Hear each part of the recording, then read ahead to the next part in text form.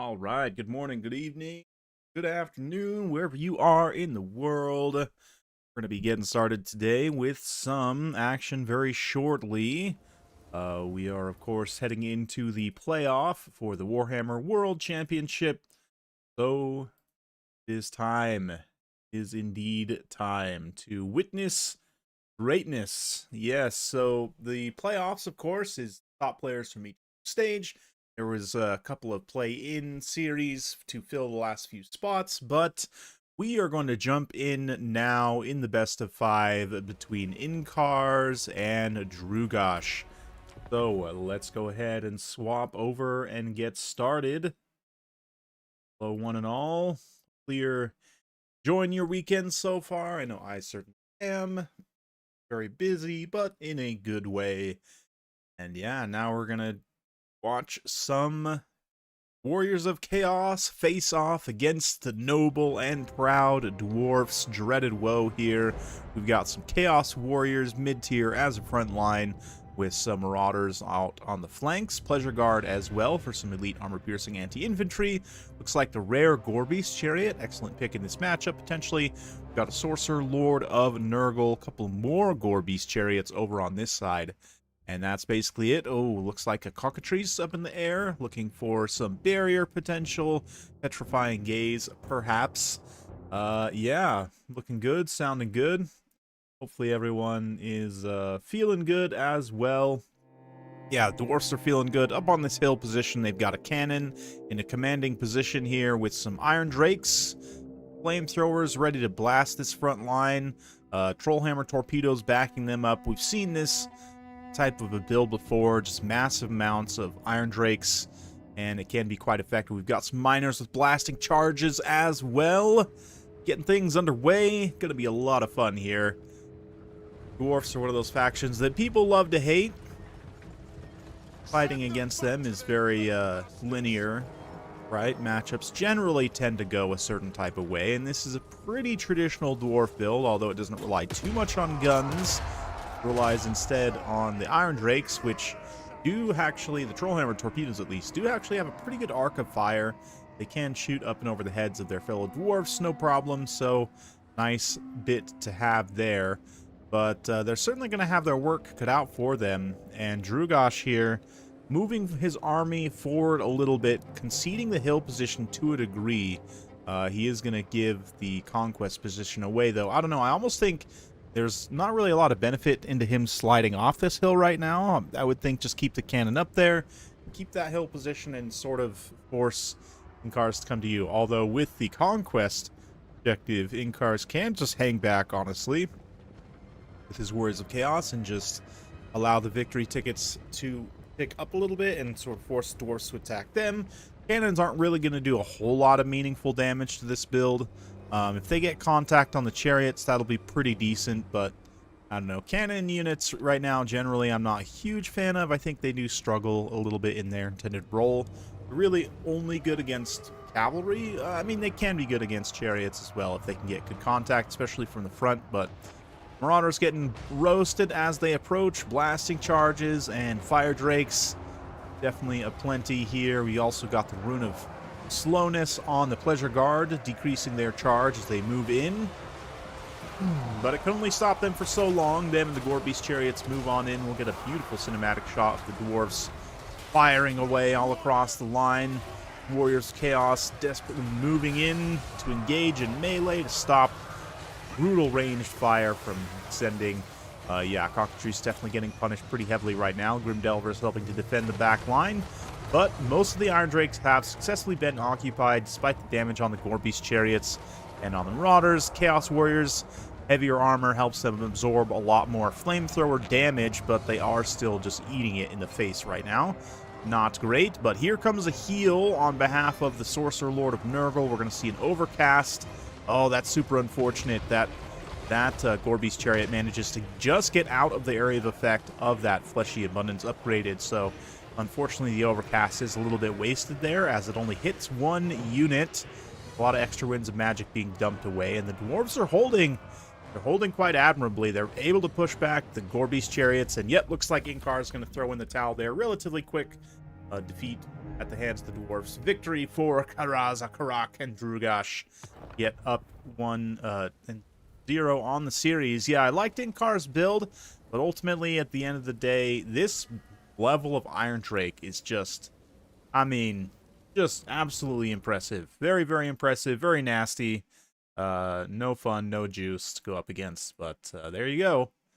That's why we play the games, right? So, definitely going to be in for some fun. Yeah, on Drugash's side, I would imagine, yeah, it's the Trollhammer torpedoes really tear apart the heart of this build. So not too much more to talk about. Without further ado, let's go ahead and move on to the next one. Whoop, not that screen. This screen here. Mostly just hiding the number of replays to give a little bit of suspense. But let's go ahead and move on into the next game. Of course, best of 5. Whoops.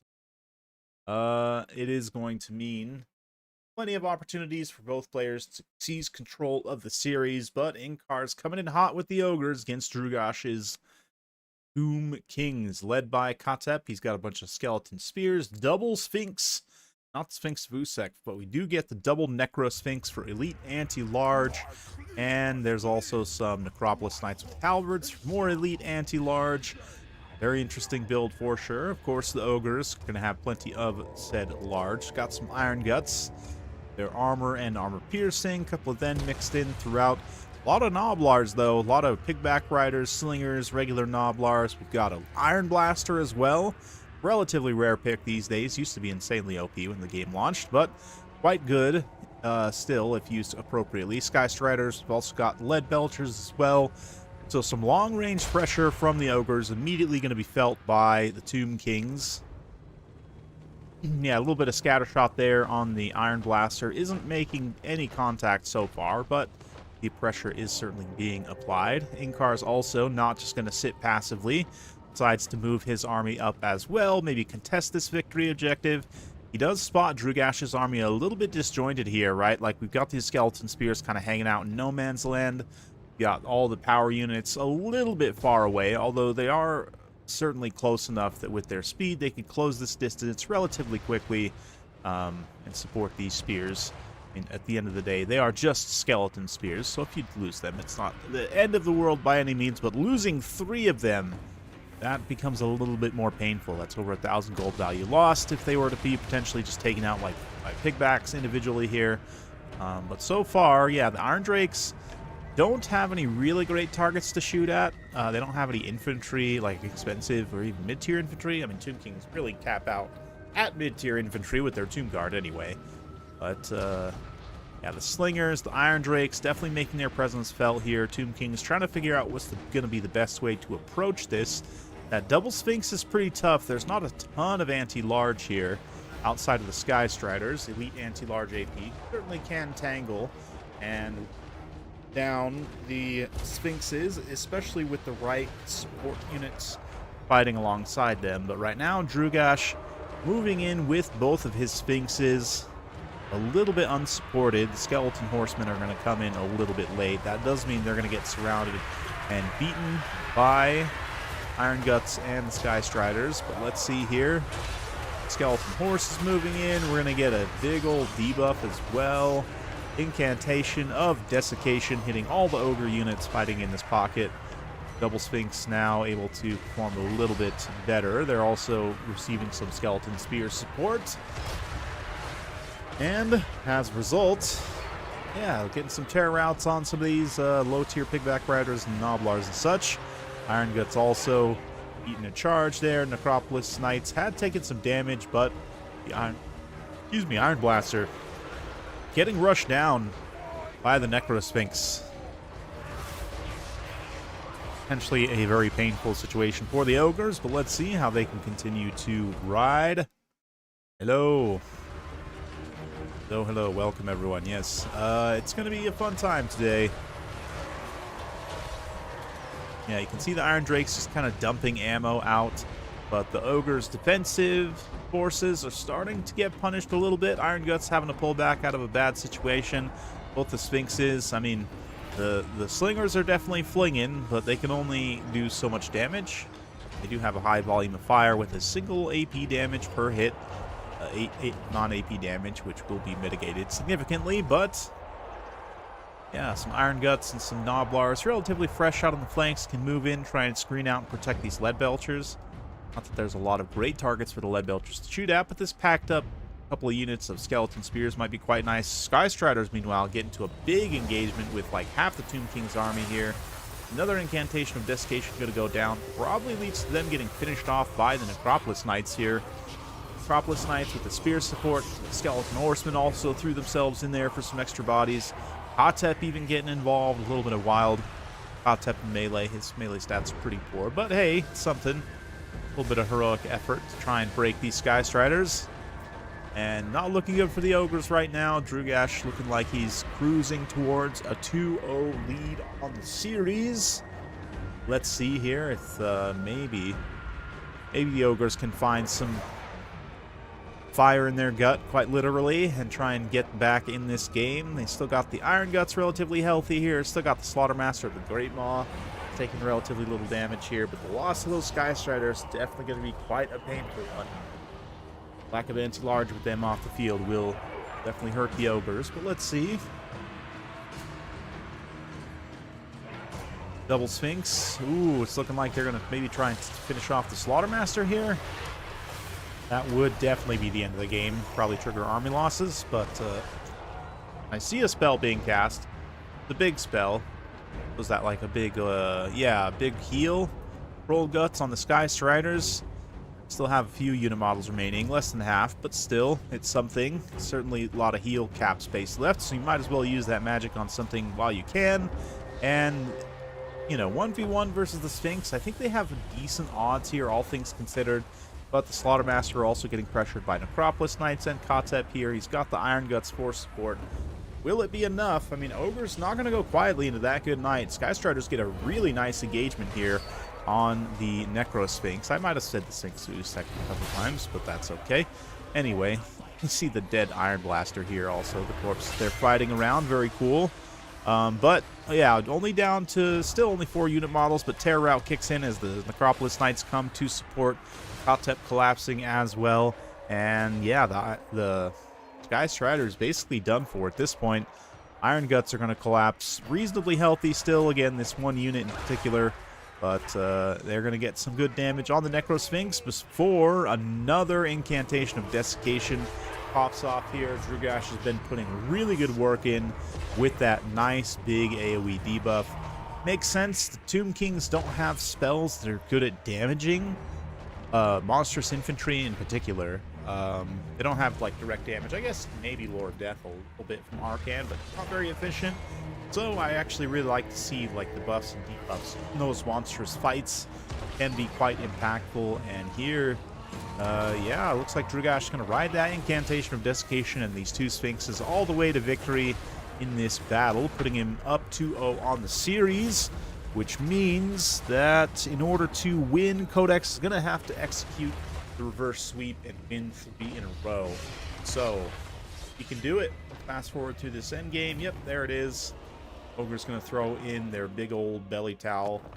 And, yeah, Inkar's ultimately, the build was solid. Iron Blaster's a decent tech here, all things considered, but just a little bit of a lack of anti-large. I also think the Sky Striders fighting unsupported was a big mistake. Had they been able to fight alongside some Iron Guts or some just other better support units, I think it would have gone a little bit differently, but credit to Drugash. Excellent use of support magic there. Excellent use of the Double Sphinx and Kotep. Very nice to see, you know, Necropolis Knights also thrown in some nice value as well. Skeleton Horse Archers, cost-effective pretty much all the way across the board. Only 500 points for them, so you'd like to see the low-tier Skirmish Cavalry really put in some work. It certainly makes me happy as a Skirmish Cav enjoyer. Anyway, let's go ahead and do this real quick. Swap over to the next replay.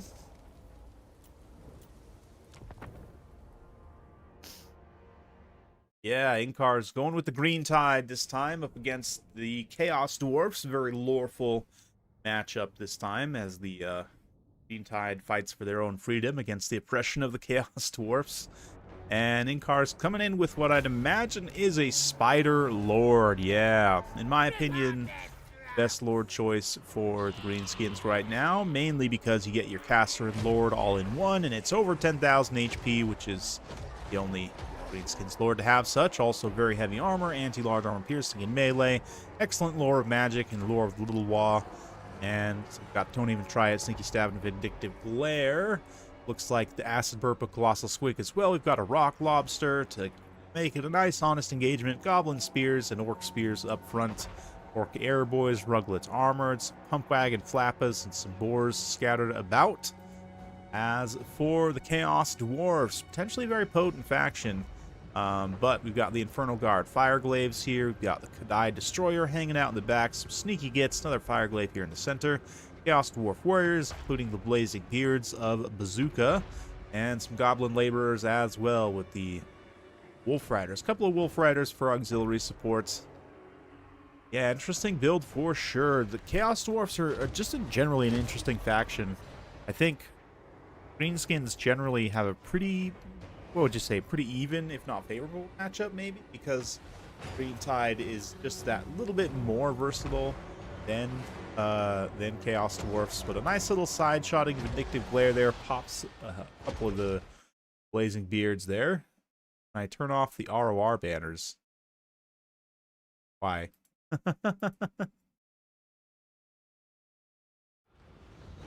Anyway, yeah, Blazing Beards moving on in. They're gonna get maybe just face charged by the Pump Wagons here. That might be a decent play, yeah, just to prevent them from using many of their grenades. I'm not sure what exactly they had the grenade order on, but Pump Wagons are going to make contacts before they can really call too many down. The Destroyer immediately chases the Pump Wagons away, but that allows then the Acid Burpa to move in and start doing some pretty serious work. Savage Boar Boy is going to come in, get on the Kadai Destroyer, but little Purple Sun in the back line just ruins Ruglet's Armored Orcs. Got a little sneaky get as well, moving in to assassinate the artillery. Drugash definitely with some schemes here up his sleeve, but looks like the Orcs are going to be collapsing. Sneaky stabbing on this particular Savage Orc Boar Boy as they move into the back line. That'll help them punch through these Fireglaves, despite their very modest anti-large bonus of +5. They also have a little bit of charged defense, but regardless, let's see. They might have turned around and just beat the crap out of those Savage Orc Boar Boys as well. But the collapse is very real. Multiple Fireglaves here. In fact, all the Fireglaves take very significant damage on that early rush. Now we've got a pitched duel between the Kadai Destroyer and Spider Lord here. Yeah, the Sorcerer Prophet not wanting to get involved, although he should make this a 2v1 situation. Instead, with a clean 1v1, it's going to be kind of a coin flip on who wins this engagement. These are pretty peer opponents. They're like, pretty comparable. Kadai's got a little bit of an edge on weapon strength and a few other traits, but of course doesn't have magic innately. Has to rely on the Sorcerer Prophet of Death, who does not have Spirit Leech or any other way really to affect the single entity fight other than to charge in himself. But speaking of charging in, we're going to get the Acid Burpa now coming to make this a clean 2v2 with some sneaky stabbing. Oh, yeah, the big Squig, despite being,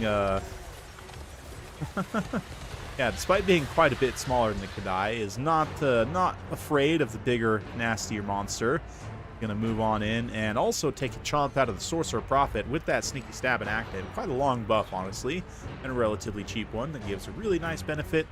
But now 2v1 on the Burpa, it's gonna be tricky. At least he does have the support of these Savage Orc Boar Boys, who are gonna now get terror-routed, but at least we're contributing something to that fight for a little bit of time. It does allow the Goblin Great Shaman to come back from route, but he's got to be careful. He's right in range of a couple of Fireglaves. He's going to pop another Vindictive Glare downtown, hit that other Fireglaive that's pretty far away. But right now, Inkars is in a little bit of trouble. His build is somewhat on the ropes. He's being pushed back on many fronts here. He's got the Pump Wagons. He's got a handful of Boars left alive still, but yeah, things are looking a little bit on the back foot. It's looking like Drugash might have the sweep here. But let's see. Ooh, nice turnaround. Another sneaky stabbing from the Spider Lord here. Takes a couple of chomps on the Sorcerer Prophet. Pops that Don't Even Try It as well. Give him some power recharge and direct damage. Yeah, Sorcerer Prophet there.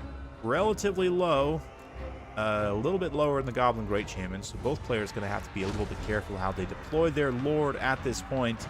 But the Acid Burpa ain't heard no bell. He's having a grand old time rolling around on these tattered Chaos Dwarf troops. The Kadai Fireborn, or Destroyer rather, looks like it's coming to try and finish him off. But again, we get a little clean 1v1. It really comes down to dice rolls in a situation like this. See which unit is getting their attack rolls and which unit is getting staggered. All matter quite a bit. Yeah, Infernal Guards could try and maybe contribute to this fight, but instead they're putting their few remaining shots into the Goblin Great Shaman, who also has a shot of his own, a little Vindictive Glare on the Sorcerer Prophet. At the same time, the Acid Burpa is winning against the Kadai. Yeah, this is an absolutely wild battle, Alon. Yeah, this is just all over the place craziness. Kadai also goes down. Regiment Renowned Rocklobber also, I haven't even been highlighting, but they've been broadcasting this blinded debuff all across the field, which is by far the strongest contact effect in the entire game. But yeah, Kadai goes down. Burpa wins that one out. Goblin Great Shaman also wins out, well, somewhat against Sorcerer Prophet. Prophet's still hanging around, but Green Tide manages to turn things around. The power of the Flappas continuing to cycle charge between different targets. The Burpa as well. You know, the Hammer of Gork. Just all these units contributing to the victory here, but Little Doom and Darkness is going to break the Goblin Great Shaman, at least rarely. See if, yeah, Chaos Dwarfs don't really have a way to quickly capitalize, but another nasty Purple Sun here just ruins the remaining healthy Orc Error Boy. That's definitely a big loss, but a snipe too. Wow, just so much back and forth craziness here. Sorcerer Prophet gets smacked, falls on his own troops, and that's going to trigger army losses. How about that, huh? How about being this Chaos Dwarf warrior in particular? Managed to survive the whole battle only to have your Lord's mount land directly on your head. What a battle. What a battle. Inkars manages to scrap and claw and fight tooth and nail. Get back in this series with a victory here with the Green Tide. Wow, wow, wow. Big round of applause for me, honestly. Big round of applause. That was fantastic. Yeah, love me some Spider Lord action. Such a great addition to the Greenskins roster when he came, and has been absolutely dominating ever since. He's really the bright spot here. Him and the Acid Burpa, and then, yeah. Lapis actually I thought would have maybe got a little bit more value, but just in general, Snotling Pump Wagons aren't too expensive, so that's actually pretty cost effective. All things considered. Yeah, cool shot from the Shaman. Do you see your opponent's faction before making your build? Yes, yes you do. Absolutely. But, yeah, on Drugash's side, didn't quite get enough value from what he needed with that expensive Sorcerer Prophet, but really nice play with the sneaky gets there. All of them paid for themselves, assassinated not fully the artillery crews, but almost did it. This is a nice sneaky play for sure. Chaos Dwarf Warriors also get some nice value there. The Fireglaves were pretty well managed by Inkars, as was the Kadai Destroyer, although it did still get 4,000 damage dealt with 2,000 gold value. Pretty good stuff. So let's go then now to game 4.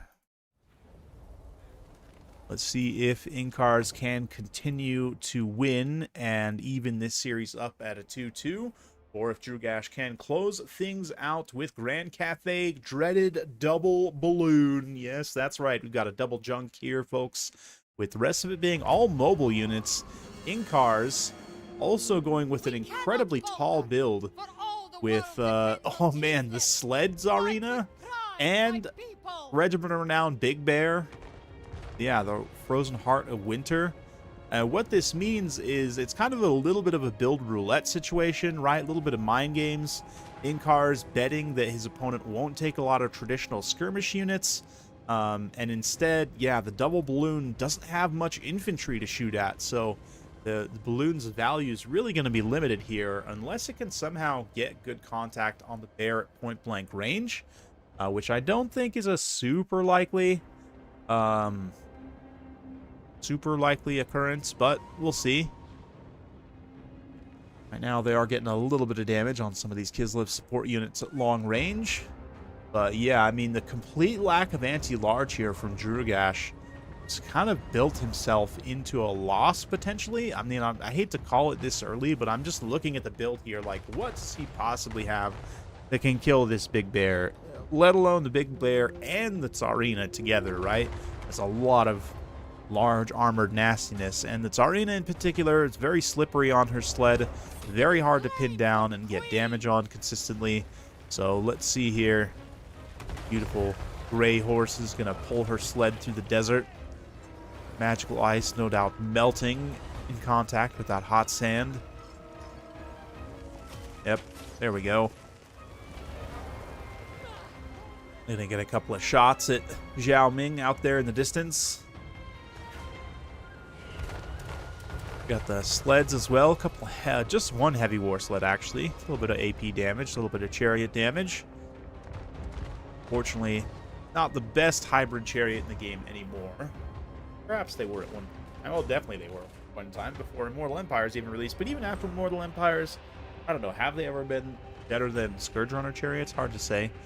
But, yeah, rockets, red glare, so far, meaning relatively little here. We are going to see the Crowmen and Righteous Lances perhaps go after and try and just punish these Winged Lancers in the backline before they can really get involved too much here. I guess the Winged Lancers would also be a decent target with the rockets once they're all, once they're all, clumped up in combat here, potentially. But the Big Bear is going to move on in. See a nice final transmutation from Zhao. Unfortunately, he's not going to hit both of these single entities. Instead, just hits the Tsarina, which, you know, is an important target to be taken out. And I guess that's his real source of anti-large, is that final transmutation spell. But, yeah, unfortunately, only hitting one with that upgraded final transmutation, that was a lot of winds of magic to only deal, like, a quarter HP damage to Tsarina.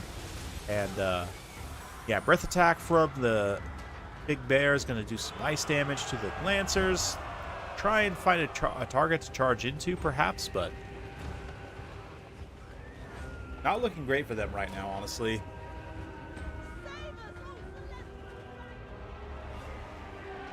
Yeah, not looking too great for Kislev. Zhao's definitely got his work cut out for him here, but let's see what they can do right now. Both the junks have used up half their ammunition, and I'd imagine are not necessarily close to paying for themselves.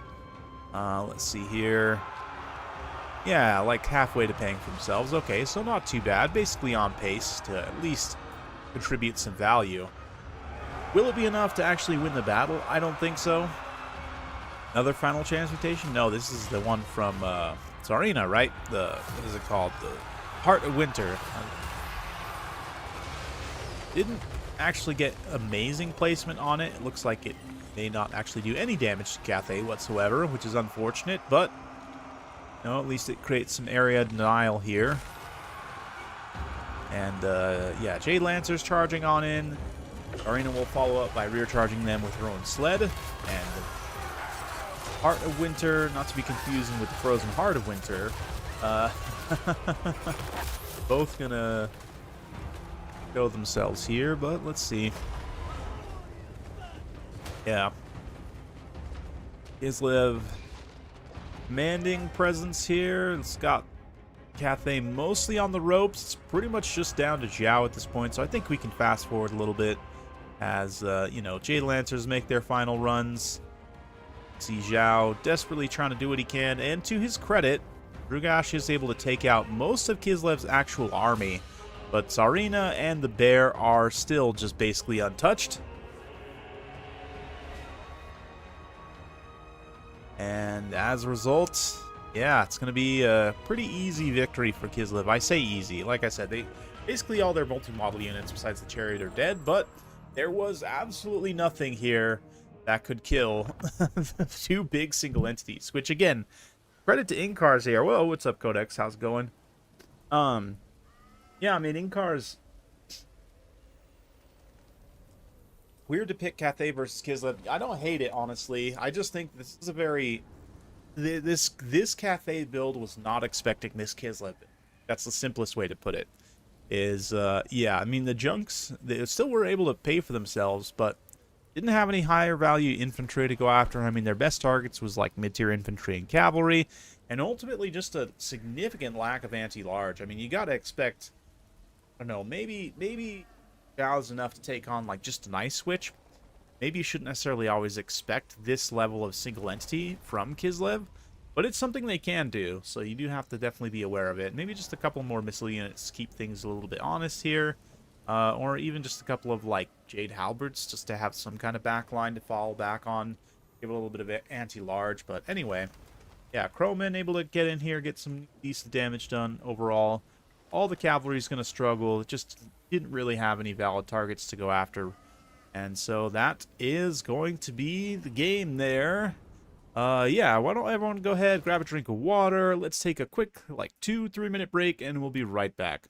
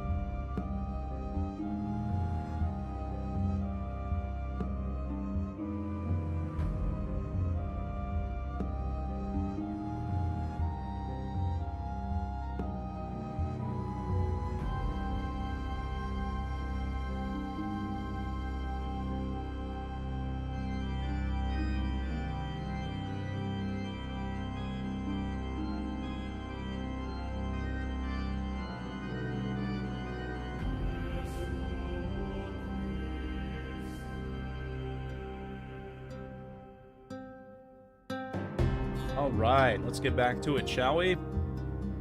Now for the thrilling and hopefully epic Game 5 between these two factions. These two players, rather. Factions are Tomb Kings once again.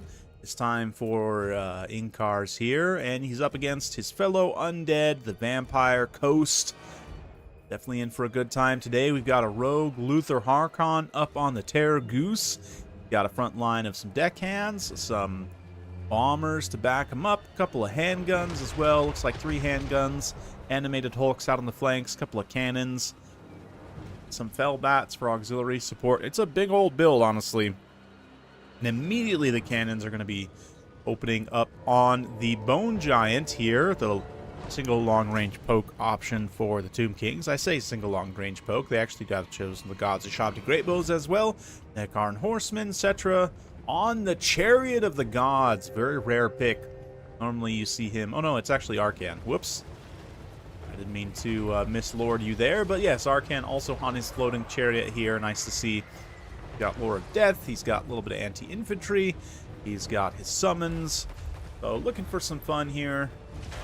Yeah, a few skeleton archers to pad things out. But immediately the Goose Breath got double cannon focused on the Bone Giant. Definitely not a great trade for the Tomb Kings so far. Definitely going to be wanting to close that distance as quickly as possible. But let's see. Skeleton Archers also can contribute a little bit here. Get a little bit of damage on Luther Harkon as he's advancing across the field. Getting his armor debuffed a little bit even there. Yeah. Of course, the Goose has regeneration. And he didn't take Hunger.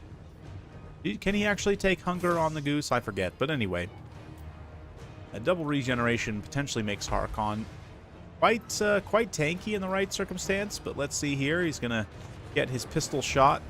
Start to disrupt Arcan. Honestly, just him hanging out in the air, using that disrupted pistol to keep Arcan from being able to really cast spells too much. I mean, besides the Skeleton Archers, there's not a lot to stop him from doing so. And to be honest, the Skeleton Archers I don't think have enough DPS, unless he really just like sits on top of them. I don't think they have enough DPS to actually like get through his regeneration. So yeah, I mean, Harkon, I don't see him as often these days, but since they added that silent contact effect, added the actual silence to his disruption, makes him potentially really, really good for factions that can't really get at him in the air. You can pretty much just shut down an enemy caster entirely, which is quite strong. But right now, Kotep instead being attacked by some Fellbats. Fellbats also rush down to try and make that Bone Giant crumble, perhaps. Meanwhile, in the back line, yeah, the Carronades staying well protected here. Some Skeleton Horse Archers trying to shoot the Carronade crews, but they don't have a ton of DPS. All the zombie bodies also were helping to block some shots here, with the polearms eating a little bit of that damage. Handguns can respond here, turning and shooting and pushing off the Skeleton Horse Archers. As the frontline engagement gets underway, we're going to have bombers trying to get their grenades onto the skeletons as the skeletons move in to engage the polearms. Yeah, a little bit of backline action as well, as Harkon is going to pursue Arcan all the way into this backline here. A little bit of Spirit Leech on Harkon as well. Yeah, Harkon getting very aggressive. Cannon's also going after the Chosen of the Gods. The Bone Giant is now crumbling, but because it has been crumbling for some time, it's still getting some damage in, while it's going down. Looks like it did just fully go down there. Loss of the Bone Giant is pretty significant, but Nekara Horseman right now keeping Harkon locked onto the ground. Actually a pretty dangerous situation for him. Cannon's continuing to fire, though. Now getting some really good contact on Arcan. Nice, accurate zombie cannons. Hitting that Horse Lord, dealing a ton of HP damage to him. So Drugash right now looks like he's in, once again, a pretty commanding position. His frontline engagement's pretty much going in his favor for the most part. Yeah, the only thing is that Harkon being stuck out here on the ground, just getting like whacked by the Hikaru Horsemen slowly over time, does mean that Harkon's not really contributing to the battle in any meaningful way, which is painful for sure. But let's see if he can continue to get to safety, perhaps. Yeah, now is a situation where like having those Fellbats alive still would be really nice to screen for Harkon to try and get those cavalry off him. Arcarian not worth it in this matchup anymore. Oh, they can be, certainly. Yeah, Inkar's chose not to take any here in this particular battle, but they would have been nice, definitely, to like maybe to pressure these cannons in the back line. Although I think the Skeleton Horse Archers are eventually going to be able to get it done. Yeah, Summon to Shabti come in, they wreck some of these handguns, and at least occupy their time so that the Skeleton Horse Archers can get in a little bit closer and really work down these Carronade crews, try and focus on them and get them crumbling. A little bit of Spirit Leech as well, as Arcan's running around desperately trying to stay alive on his chariot. Eating a few more cannon shots, but that Staff of Nagash giving him some extra recharge. Yeah, a lot of the Vampire Coast units starting to crumble as they get a little bit too spread out. The animated Hulks also, lack of armor, and the fact they're fighting spears means they're not going to be super effective, honestly, here. But, yeah, I do think right now Harkon is definitely letting this Vampire Coast build down a little bit. I do think he's been misused pretty badly. This is Conquest. Thanks for the question. Yep, you just got the one victory objective here, held by the Tomb Kings currently. Getting those victory tickets racked up. But, yeah, all of a sudden, Vampire Coast build starting to fall apart a little bit. The pressure, backline pressure from these skeletons, quite nice. Able to get through the Carronades, get them off the field. Nagara Horsemen sacrificing themselves very nobly. Get it done. Big blunder to land. Yeah, I think so too, honestly. I really think that had Harkon just stayed in the air and just continued to follow Arcan around and shoot him with his pistol, Coast probably wins this. I don't know. It's not a guarantee by any means, but he would have contributed more to the battle than what he did just by being chased by horsemen the whole time. Hey, Shetland. Good to see you, as always, my friend. Thanks for stopping by. Yeah, he should have stayed in there. I agree, definitely. Yeah, that silence contact effect on his pistol is just so strong, potentially. Being able to apply that from the air at range. You don't have to get involved in melee. And even, honestly, poison is a much worse contact effect, so I do think that he should have used all of his ammunition before committing to melee.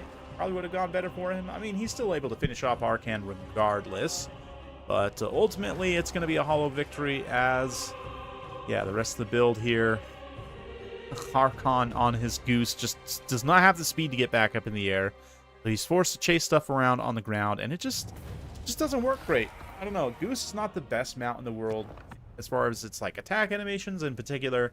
I mean, it's nice that you can have something flying. It gives him regeneration, which is fantastic. But yeah, Harkon ultimately a little bit of a letdown there for Drugash, and he ends up losing out just barely on an incredibly close-fought, hard-fought series. That Game 3 in particular, incredibly pivotal, super fun battle. This one was a fun battle too, for sure. Definitely some nice back and forth. Carronades, wow, almost 2,000 damage value on a Carronade. I guess cannons are back. I don't know. I've been kind of talking bad about cannon a little bit recently, but here in this particular replay, they dominated. It was nice to see. Yeah, Inkar's here looking at the value of his build across. It's going to be decent, like combined arms.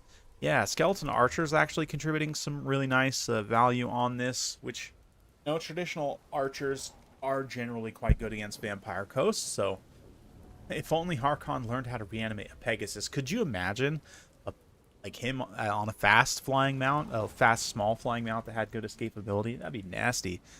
Anyway, yeah. Nakara Horseman also gets some nice support value as well. Bone Giant's a little bit of a big target, as are the Chosen of Gods of Shabti.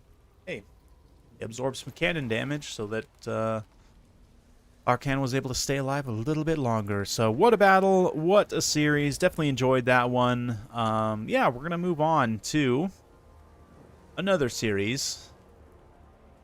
This time featuring Black from the NC clan versus Navigator, I believe, of RTK.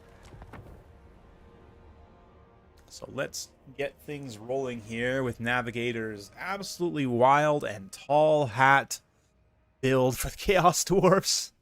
Guess he could ride a bat. Yeah, that'd be true, honestly. That'd be pretty cool. Or maybe he could be carried by a bat. That would be much jankier and funnier. And yeah, I think that'd be cool. Anyway, Chaos Dwarfs. We've got a train here. Iron Demon. We've got two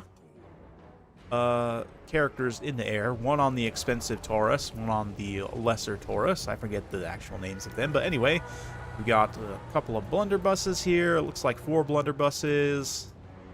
Ashit's Dark Ravagers and another unit of Renders, this time with great weapons. Yeah, super interesting choices. Super interesting choices. Black here is going to come in with the High Elves. He's got Aislinn, very sea-themed build. Chip's Company, he's got some Oceanids. Got a Caradran, very DLC build. Mage of Life.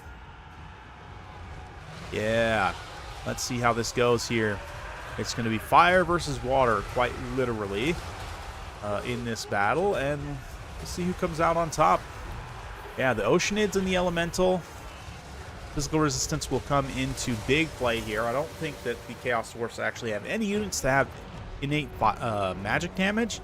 They're going to have to rely on that magic, a little bit of heal here on the Oceanids and the Elemental. The 2 flying characters are going to charge down, try and go 2v1, but you see the big Star Dragon lurking. Yes, like a cresting wave. Little breath attack there from the Star Dragon, and then it will move down into melee. I don't know, that it seems like that breath attack actually didn't make good contact at all, but nonetheless, big old single entity fight. Caradran also moves in to make this a very unfair 3v2.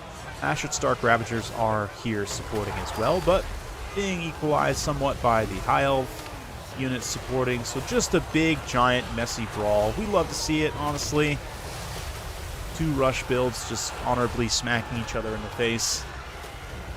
It's like the slap fight sport, except actually good. Best of 5. Yes, that is correct. That is correct. So, yeah, this is going to be the first of this series. We shall see, but so far, looking like the High Elves are doing decently well. They've been able to shut down at least one of the blunderbusses very effectively, and the Oceanids are taking pretty little damage from the blunderbusses overall because of their fire resistance and physical resistance. Yeah, this is actually a really smart pick, actually, just going like full Sea Elemental build. Because of that, I mean, they are weak to magic damage, certainly. Chaos Dwarfs do have some units with innate magic damage, but they don't have a ton. And, you know, like Flaming Sword of Ruin to impart magic damage isn't going to help because of that heavy fire resistance. So, certainly an interesting situation and build from the High Elves here. Navigator, I should say. Very smart picks. And it's looking like it so far has been pretty effective. I mean, the Chaos Dwarfs are winning on some local engagements here. Hashut Stark Ravagers staying alive. The train also relatively healthy. But man, Aislin's going to be a problem. Another nice breath attack. This time takes out a chunk of those dwarf blunderbusses. We get a little bit more damage on Aislinn as he charges in. And the Demon Smith Sorcerer also getting the quick little tear route. But let's see, Sorcerer Prophet charges on Aislinn. Gonna let the blunderbusses get some point blank support shooting. Wow, look at that damage. All of a sudden, one good volley makes very good contact. And suddenly the Chaos Dwarfs are kind of turning this one around a little bit. Was looking a little bit dicey there, but Caradhran also gets himself surrounded by Hashut's Dark Ravagers, who are going to tear into him with their dual axes. Yeah, Blunderbuss is managing to disengage and get to a position they can fire from. And with the loss of the Oceanids, suddenly Caradhran's incredibly exposed here. I don't know if his Phoenix has the mass to get off this fight. And you see the Blunderbuss is just mowing down Ship's Company and everything else at this point. Crane also doing some nice distraction, pulling Aislinn into a landing bug there. And trying to get back to a position where the blunderbusses can support. The train is almost dead at this point. Loss of it, though, might not be the absolute end of the world, as long as the Oceanids take some damage in the process. Critically, blunderbusses don't deal fire damage, unlike fire glaives, which means they can actually hit the Sea Elemental here. They're not going to be subjected to all three of its resistances, only two of them. Yeah, so it'll be 50% resisted instead of 70%, like with the fire glaives. But train going down here, it looks like. Probably going to explode under the halberd of Caradhran. We'll see. Ooh, manages to screen itself through Dark Ravagers once more. Sorcerer Prophet's coming in. Yeah, the Demon Smith of Death's going to go after the Life Mage here. Sorcerer Prophet, risky engagement up in the sky, but he manages to get an attack animation in on Aislinn. Aislinn hard lands there, right into the middle of Hashut Stark Ravagers. We're going to see a clutch, absolutely clutch, final transmutation coming from that Sorcerer of Metal. Kills Aislinn, and is going to do massive damage to the Elementals. And it does summon up the Oceanids there, also to Caradhran, who is himself getting beat up. So, wow, Chaos Dwarfs and Black managed to pull that one out. I thought for a minute there they were on the ropes. And I still think very smart build, honestly, from the High Elf side. But, yeah, Chaos Dwarfs didn't hear no bell. Going to stick to their guns, quite literally. There it is. Sorcerer Prophet, Bale Taurus, able to win out there alongside Demon Smith of Death, who really didn't do anything here. He was just a big health sponge. But yeah, 3,000 damage value, almost 20,000 damage dealt, rather, on the Sorcerer Prophet. He was able to, yeah, keep things under control here despite bad engagements. Oh, it's actually from Navigator's side. My apologies. Black here is the one that's playing the High Elves. Yeah, yeah, honestly, Chaos Dwarf Train ended up doing pretty decently, pays for itself pretty much. But the blunderbusses, man, unloading point-blank range. Black just wasn't quite able to finish off. He got a couple of the units down without them, well, one unit down without it doing too much. The other three just absolutely feasted on that close range value. So Bailmount must have a fast attack speed. I think so, especially on the attack animations. I think they're roughly similar to the Manticore attack animations. Not 100% sure, but Aislinn gets some pretty good value. Not exactly what you would want from such an expensive character. Same thing with Caradhran. The Elemental, though, was a great pick. I almost think maybe you take like a Healer Lord and go double Elemental here, just because their profile's so good against Chaos Dwarfs. The Oceanid, same thing here. No argument for me for bringing them, even if a couple of them don't get absolutely insane value. It's something. out. And decent value on some ships company and the archers as well. Anyway, let's go ahead and go to the next replay between these two. I want to actually do the download, so let's go to, yeah, Black versus Navigator, Game 2.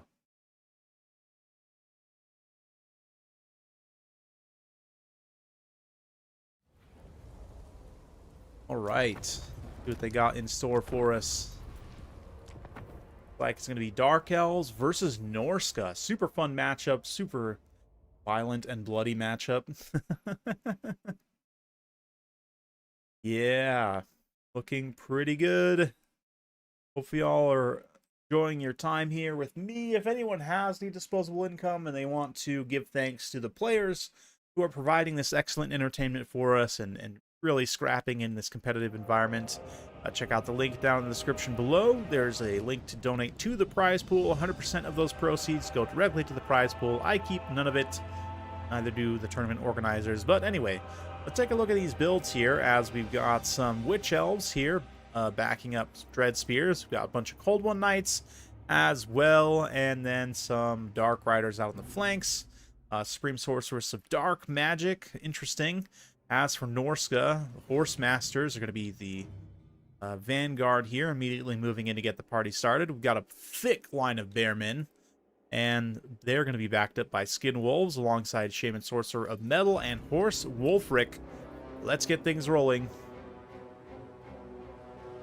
Yeah, the Horse Masters can do some pretty good skirmish here. There's no skirmish element. There's no ranged element at all, actually, for this Dark Elf army. I think a couple of Scourge Runner Chariots might have been nice to have here, but yeah, I mean, once these armies get under melee conditions, it's going to probably go relatively quick. So some very minor initial skirmishing, you know, taking out a couple of units here, a couple of units there. Dark Rider's going to pressure.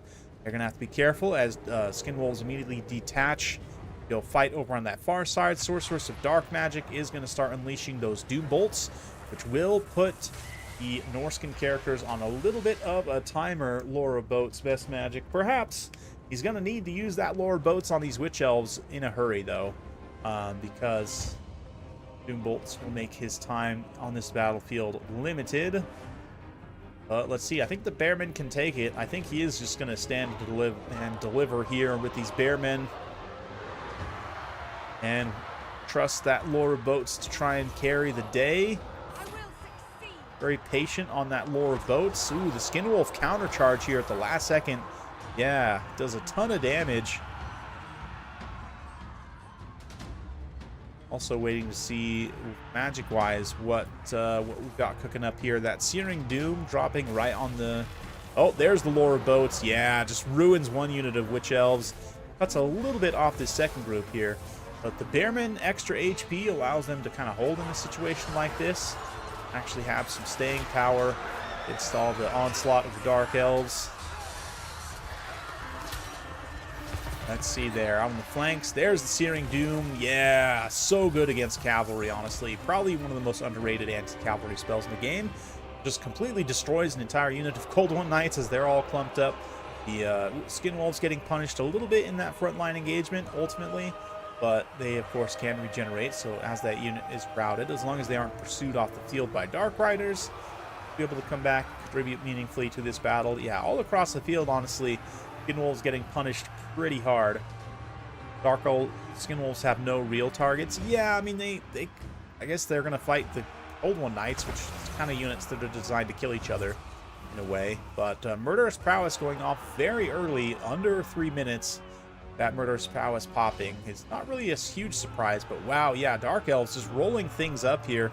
Skin Wolves getting absolutely devoured, especially with that Murderous Prowess active. Support of the Spears with the Cold One Spear Knights. They're all Cold One Spear Knights, but you know what I mean. Cold One Knights. The Witch Elves ended up kind of just being a distraction for us. I mean, they were able to come in and get some pretty good damage done, but yeah, once that roll up started happening, oh man, Norska's completely on the ropes at this point. Wolfric's taking massive damage there. Let's see if the Horse Masters can maybe skirmish things out a little bit here. Norska should have been a bit more kitey with this army. I agree. I think they kind of rushed in a little bit too early there. Could have taken some time to work those Marauder Horse Masters alongside the Skin Wolves. to really get down some of these Cold One Knights, maybe get some damage on the on the Witch Elves as well. But yeah, we'll fast forward a little bit through this late game as the Force Masters try and make it an honest game, but it is all over Lawbreaker. Like that Searing Doom can do. Yeah. Victory for the Dark Elves. And we actually flip perspectives this time. This one coming from Black. So he now evens up the series 1-1 with Navigator. And ultimately for Navigator here, just the Bearmen. Yeah, I mean, they just basically got mowed down. Same with the Skinwolves. I kind of expected them to do a little bit better in that engagement. But just all across the field here. Black taking damage, but delivering a lot of pain in response. Cold One's Knights got a couple of good engagements. Witch Elves got a couple of good engagements in the front line. And, you know, Laura Boats can only be in so many places at once. Yes, a couple of Witch Elves got smacked, but a couple got through. And spent 3k on range units that maybe got 200 gold value. Yeah, well, a little bit more than that, but I get your point. Definitely could have capitalized on them in that early phase of the battle to try and even things up a little bit here. But instead, Black just rushing things down and mashing them. I mean, there's not a lot to be said about that, but respect for sure. So let's go ahead and get to the next replay as these two players are now evened up 1-1 on the series. There we go. Yeah. We're going to have Norska flip sides. Black will take command of the Northerners, and this time facing off against Navigators Slaanesh. Ooh, I think this is maybe one of the toughest matchups for Slaanesh in land battles because Norskan mobility is generally excellent. I don't know, Slaanesh mobility might be a little bit better, but it's tricky to contest due to a couple different factors. The healing of Skinwolves makes it a little bit tricky. But let's see, yeah, let's see what's Black's got cooking here. Once again, we see a line of, this time, just Marauders instead of Bearmen, but backed up by Skinwolves. Got a Shaman Sorcerer, Lore of Death. A lot more mobility this time. Norskan Ice Wolves actually supporting Norskan Horsemen out on the flanks. So, yeah, they're going to be needing to take advantage of that skirmish and mobility element. As for Slaanesh, maybe not as much power mobility as you would have expected. I don't know. Are Pleasure Seekers good in this matchup? I would maybe try taking a couple here and just seeing if I could out-quality Norska's mobility, beat them down, and then kind of roll them up from there. Instead, though, he's gone with a different option with the Hellstriders, which I don't know if they have the quality to compete here. But he's got a couple of devotees for some range support, Exalted Hero, Chaos Sorcerer Lord, both on the Demonic Steeds, giving plenty of speed and power, plus some Forsaken as a front line. Yeah, just maybe a lack of staying power in the Slaanesh build. We'll definitely have to wait and see how it ends up playing out. But very spicy. Very, very spicy. Love the Dolgan banner as well.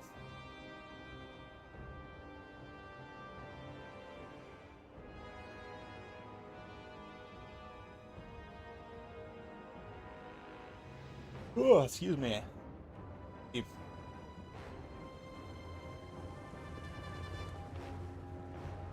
Yeah. Both players very patiently wanting to get the best engagement possible. They're going to capture the conquest objective. At least the Norskins will start to rack up those victory tickets.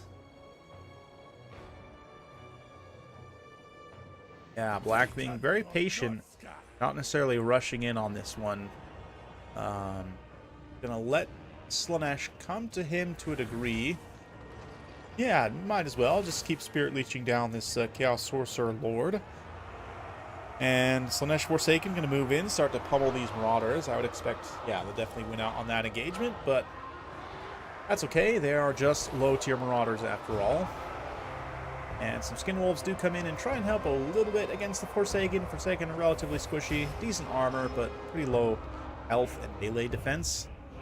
So, see there as the Skinwolves kind of pull some different units around. They managed to pull some Hellstriders out of position as well. And that's going to leave the Devotees exposed in the back line. Devotees have pretty good melee stats. They're not going to get completely instantly killed, especially with the support of these Hellstriders nearby. They should do just fine against these Ice Wolves, but it's really about just picking things apart here, right? And opening up lanes of attack. Like now that the Hellstriders are engaged, more Hounds and the Skinwolves then pile in, give some extra damage. They actually didn't even do that much to the Ice Wolves during that time, but they had an advantage. See you later, Poison Ducky. Thanks for stopping by. Yeah, mobile engagement's also getting underway here, and Norskin's getting the better of it. The power of those Skin Wolves, the anti-large, and just the overall weapon strength. The fact they have good unit models as well compared to other monstrous infantry. They can actually fight here, but oh man, maybe Slaanesh turns it around. Little leadership debuff, little Phantasmagoria snare as well, and suddenly the Hounds with their relatively poor leadership just straight up rout, even with almost full HP. Skin Wolves also, ooh, they managed to hold though. They don't get tricked by the magic of Slaanesh into routing. Meanwhile, yeah, Hellstriders and Forsaken actually doing a nice job. They're able to rout one unit of Skin Wolves, able to get some of the Ice Wolves off the field, but see here, this Devotee has been completely chomped bits. Another Devotee over here. It is decently healthy. Hellstriders going after the Marauder Horseman here, able to catch one of them in melee and do some really nice damage at 100 speed, much faster than the 90 speed of the Horseman. So, gives them a nice advantage in a pursuit role going after enemy light cavalry. But Riders of the Mighty Serpent, they're going to use their ROR stats, turn around, and just straight up face charge into the weakened Hellstriders with the Ice Wolves now in a nice supporting position. Definitely a smart engagement there to just win out and rout those Hellstriders. Likewise over here, Slaanesh going to maybe take the victory objective, but Shaman Sorcerer completely free to just run around and use his magic at will. Speaking of those Spirit Leeches, let's see his main target here, the Sorcerer Lord of Slaanesh.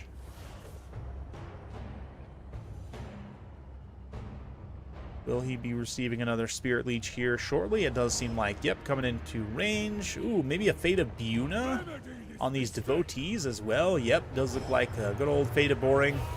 Just boring these Devotees to actual death as they also get charged down by Ice Wolves.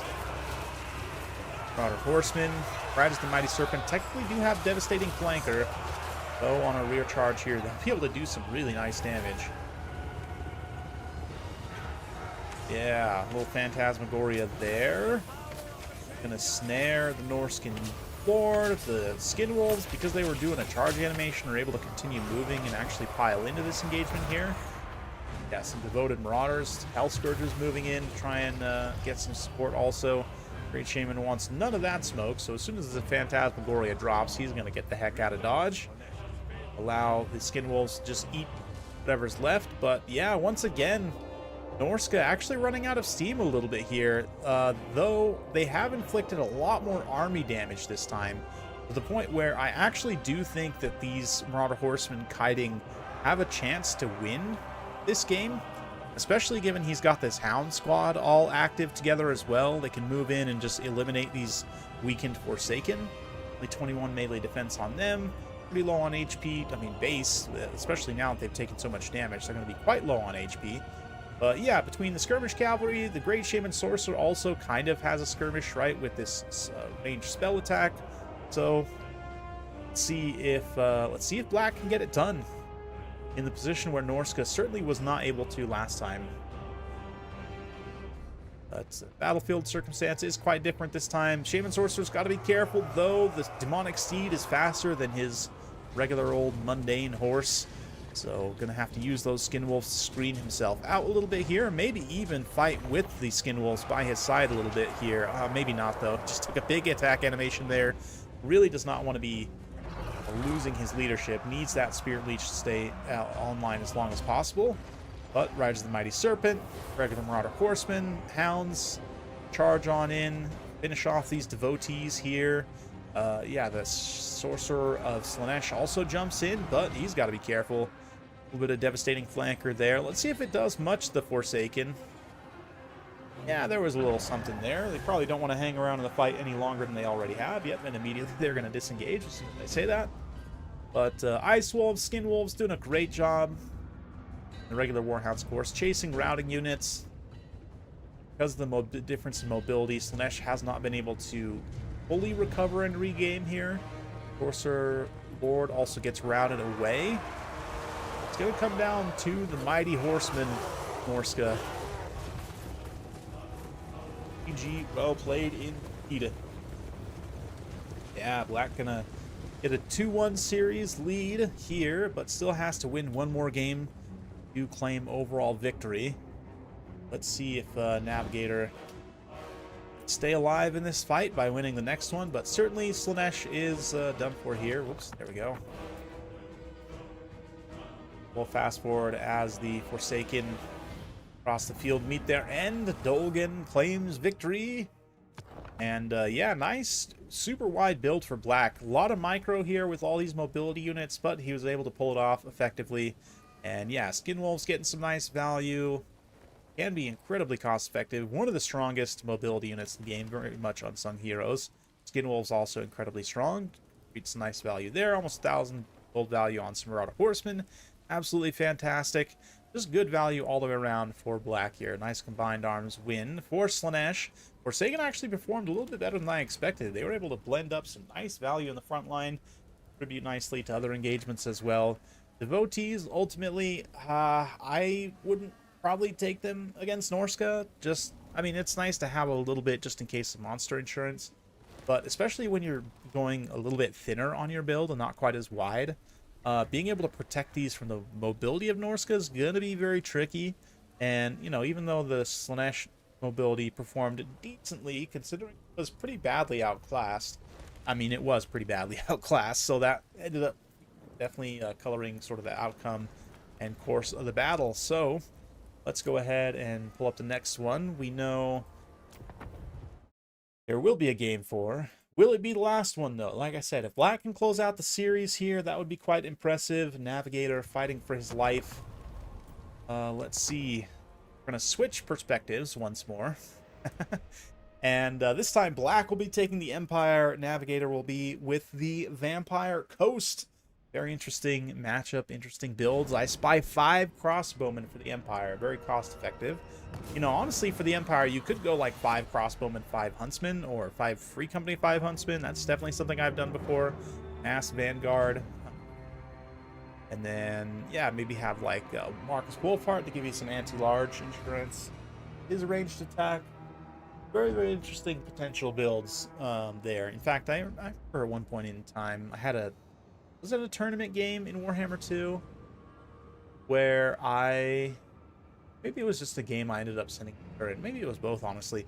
I distinctly remember a game where I all vanguarded some Empire into Vampire Coast, and the game ended with Marcus Wolfhart cycle charging Noctilus on foot.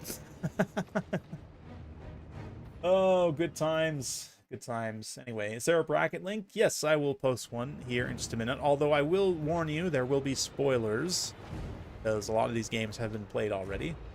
But yeah, Coast right now, slightly losing the cannon duel. Although they do have much greater numbers of cannons, including a mortar. So Empire is definitely going to want to attack here. Carl is an interesting pick, but I don't know if Carl has a lot of great targets to shoot at. But yeah, now that you can see the Coast Artillery has started to focus. Great cannon here. It's not going to go wonderfully for the Empire just through numbers. But I guess if they get some lucky dice rolls and really like smash up one of these cannons pretty well. Yeah, unfortunately, it does not look like they've destroyed any of the Carronade models. Very unlucky, in fact. So... yeah, when it comes to artillery duels, the main thing is, can the artillery kill the enemy artillery models? Like we see here, Vampire Coast, maybe our Coast cannons just like more accurate than Empire and Dwarfs. It definitely seems like it, because, I mean, they were able to very easily destroy all 4 cannon models there for the Empire. But anyway, frontline engagement getting underway. Black understands he's not going to win that ranged engagement, so might as well just get in here and get stuck in, as they say. Fortunately, the Empire Knights got a little bit stuck in that gap they were trying to shoot, and as a result, going to get blasted by shotguns, but the crossbows of the Empire making their presence felt, moving up at range and really dealing some nice damage to these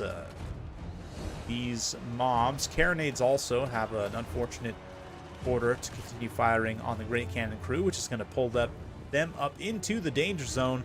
Love me some aggressive Pistolier action as well, and Black throws in a few of his Pistoliers to try and stop the mortars and the Carronades.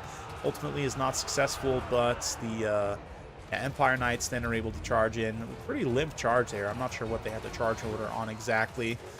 But Black's doing a pretty decent job collapsing a lot of the range units for Vampire Coast. He's taking a lot of damage in the process, though, including on somebody like Emperor Carl.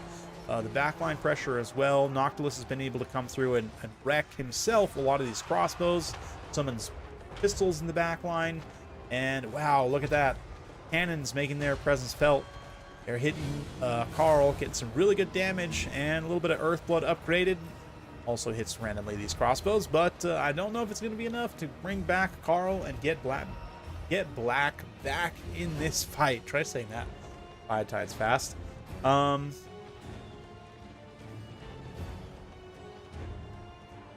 Yeah, don't mind seeing battles cast by you and Human Boy because you're both different and both good. I appreciate that. I definitely appreciate that. Yeah, I know Human Boy, after having been eliminated, now has been casting some stuff, so great to see that. Also, Human Boy recently, yeah, had a nice opportunity from Creative Assembly. I don't know if I should talk too much about it myself, but you'll see him, hopefully, in this next round of early access with Lords of the End Times. Hopefully a little bit more in terms of the multiplayer early access content, especially on this channel. I'm hoping I can get some battles in with him. But regardless, Empire Knights charge on in with the carronades, trying to do whatever they can, but just the volume of fire here, like, despite the damage the Empire did to the ranged forces of the coast here, you can see there's still 2 handguns, 3 handguns in fact, and a shotgun, still basically completely healthy. There's another handgun there that's still kind of hanging around. Ooh, look at this. Noctilus gets caught out in the open field by Carl. Carl's going to go for a big power spike. Galmaraz, Reichman, Runefang's got some healing active as well. Does manage to get a massive amount of damage on Count Noctilus, but has to turn around and cancel out on a few of those buffs there, unfortunately. Just because, yeah, Noctilus is nasty. Carl wants to take advantage of that 90 charge bonus. Does have Galmaraz active, at least very briefly, for that other attack animation. Yeah, manages to get Nocti down below half, but cheeky pistol summon can contribute some damage as well, and you see Noctilus just desperately running back towards his own gun line as he seeks the protection of Powder. Zombies can practice their accuracy all day and night. No time limit, no fatigue. Yeah. Yeah, that's something too. Overcast summon, certainly, but one thing about Noctilus, if you can't finish him off, of course. Did he not even take the hunger? Never mind, I take it back. He can only heal himself with Invocation of the Heck, which means he's somewhat vulnerable here. That being said, army losses is kicking in as the rest of the Empire build has been dealt with.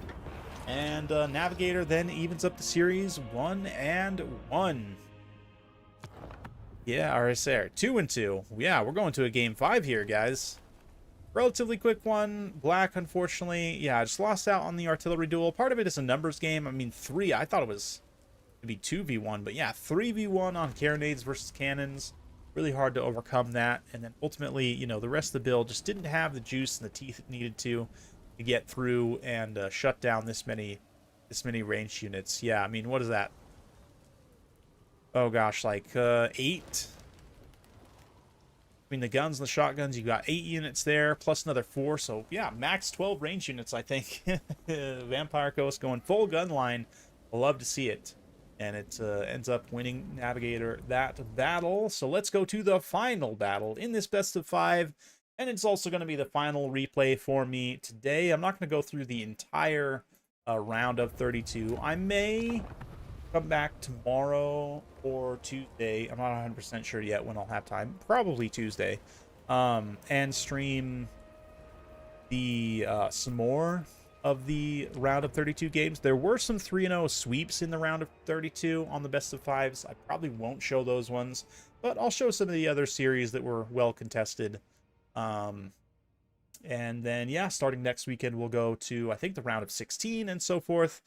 Again, there's still time to donate if you're appreciating these players' efforts and you want to reward the winner of this tournament. Sure to, if you have disposable income, check out the PayPal link in the description down below. 100% of proceeds there will go directly to the prize pool. I keep nothing. The tournament organizers keep nothing. All of that is directly for the competitors and specifically for the winners of the tournaments. Speaking of winners, Tomb King box build here. Will it be a winner? We've got some Skeleton Warriors, Skeleton Spears, Eyes of the Desert here. Sepulchral Stalkers protecting the back line. Necrotect as well. Grand Hierophant, Kotep, Sphinx of Usek, Skeleton Horsemen in the back. Chosen of Gods, Shabdi Great Bows getting a little bit aggressive up in the center.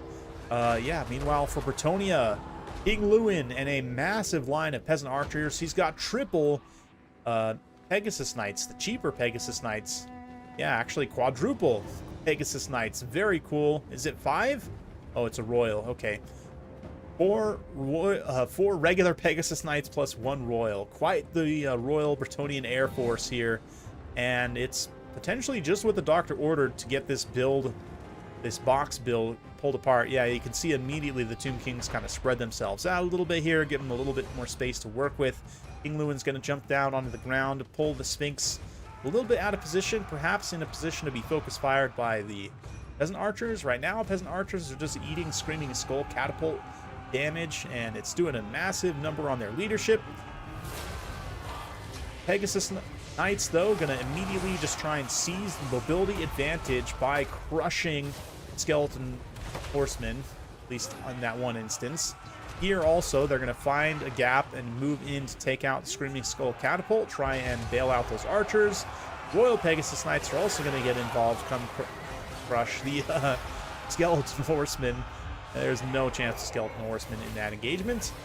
And Lewin also moves in. Little Sword of Corone here. Going to start to smash up Chosen of the Gods.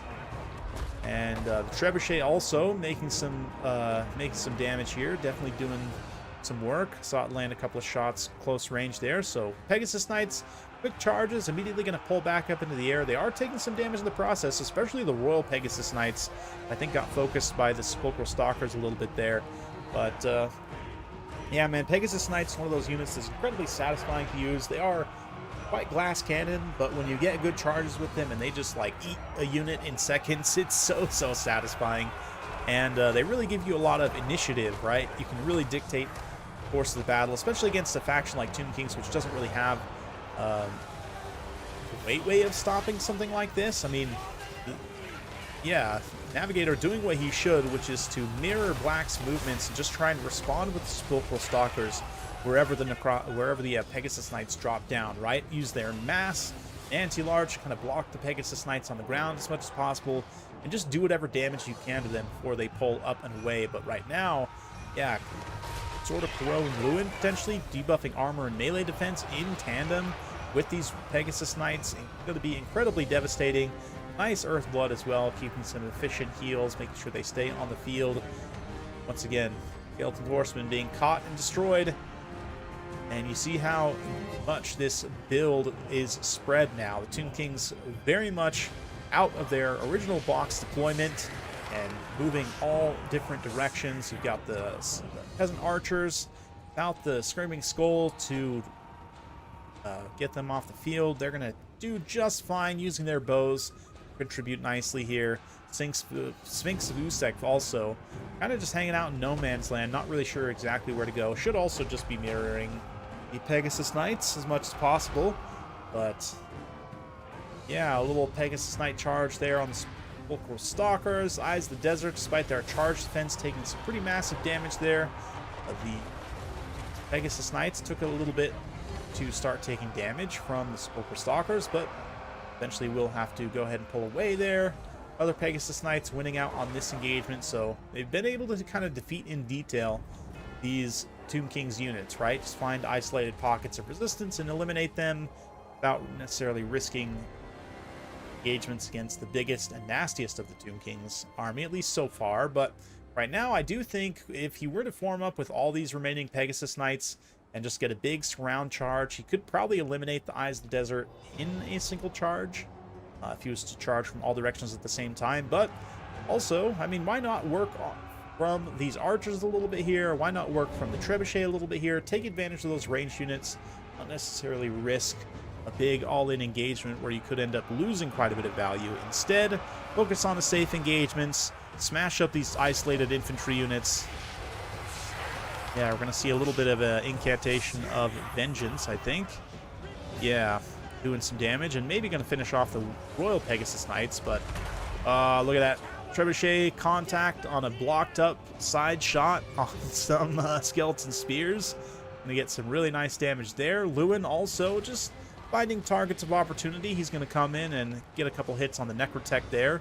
I don't think it'll be enough to finish him off, but again, just targets of opportunity. Whatever HP damage he can get done, might as well do. Skeleton Spearman also being pulled apart by the archers. Summon Dushabti does smash up the Trebuchet. That's going to eliminate that long-range poke, which will give some leadership benefit. Now that attacked by artillery leadership debuff, of course, being separate then attacked by quote-unquote small arms, right, which is like bows and handheld guns and so forth. There are two different leadership debuffs, so it's nice to get rid of one. But will it end up actually helping? Hard to say. Tomb King's Pocket of Resistance still holding here. They're able to get the Sepulchral Stalkers kind of back into Overwatch position with their short-range attack here. Armor piercing, what is it, like a gaze or a spit? Or I don't even know, to be honest. I guess their Eyes of the Desert. It's probably a gaze attack, right? Anyway. Yeah, both players absolutely scrapping. And the balance power back towards even. It is a conquest game, and Black has seized control of the objective and has been controlling it this entire time, meaning he's halfway to a points victory already. Now pulling back to the objective, just again, trying to work with these range units as much as possible here. Utilize the maximum amount of ammunition and efficiency at a distance to not have to risk big bad melee engagements. But let's see here. Call Heir of Carthage to join. Man, I miss Heir. I'm glad he's doing well. I saw his community post he put up like a week ago or so.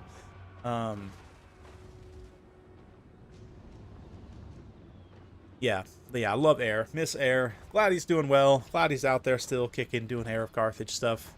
Definitely one of the big reasons I started this channel was being inspired by Heir of Carthage. So yeah, I owe a lot to him, honestly, and definitely would love to see him making videos again, but at the same time, I understand he's enjoying his life, he's enjoying being a dad, and, you know, there's more important things sometimes than Warhammer. I know, it's perhaps blasphemy coming from me, but no, it's been apparent in my own life. Unfortunately, I've had to prioritize some other things this summer. Have not been able to produce much content as I would have liked, but the fact that I even have the opportunity to stream this for you all right now, I am certainly very grateful for. Grateful for all the time that I have had with all of you excellent people and all the wonderful battles and other things we've been able to enjoy together. And yeah, we're gonna keep it going. I'm not going away by any means anytime soon. I'm just letting you know I appreciate you. Whether you're here right now watching live, you're watching after the fact, whether you not even watching this and you literally only ever watched one of my videos before, I appreciate all of you, to be honest. And what Lewin does not appreciate is being hit by the Sphinx Usek very heavily there. Tried to go in for an engagement, didn't end up working out. Yeah, right now the Pegasus Knights are kind of attacking a little bit disjointed. They really need to, like, all the remaining Pegasus Knights units line up in a little triangle and then all charge at exactly the same time. Eyes of the Desert, you'll get some rear charges, some side charges. Although, right now, it looks like it's actually the Peasant Archers. Look at this Arc of Fire. Beautiful Arc of Fire with the Peasant Archers hitting from all angles. Eyes of the Desert just getting pin-cushioned here. Despite them not having the craziest AP values. 3 AP, definitely not bad by any means. But just through sheer volume of fire, the Peasant Archers, yeah, using up all their ammunition. Really efficiently just winning out this fight here. Eyes of the Desert can't hold. And with that support unit gone, now the Pegasus Knights should have a relatively easy time finishing the rest off, although certainly Peasant Archers will help Sphinx of Usek as well. Yeah, Bretonnian Infantry basically means nothing at this point, because they'll just get terror-routed away, but hey, they're here as well, technically. But yeah, here's a position where even if Lewin charges in, if he has Sword of Corone active, that will actually benefit his Peasant Archers greatly, so especially these two units here that still have quite a bit of ammunition left. Oh, we're going to see a Skull Storm, though, unleashed from Katep. A little bit of AoE damage. Actually does roll over his own spears, which is really unfortunate. Couldn't really afford to take any damage on his remaining support units at this point, but let's see.